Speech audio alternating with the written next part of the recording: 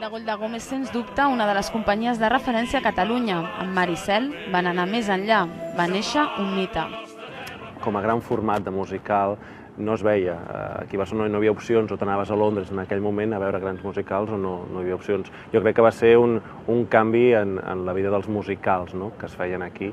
I, evidentment, pel públic que no estava acostumat a veure un vaixell damunt d'un escenari amb una història d'amor entre el Saïd i la Blanca i aquest enfrontament entre els dos vincles i les dues cultures en aquell moment, doncs va ser un punt d'inflexió en el musical. Ara, De Golldagom està en cartell al Victòria amb Boscos Endins.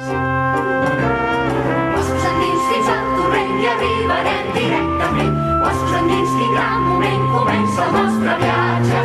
És de l'Stephen Sondheim. Aquí a Catalunya només tenim com a precedent el Sweeney Todd, que va fer el Mario Gas al Teatre Poliorama.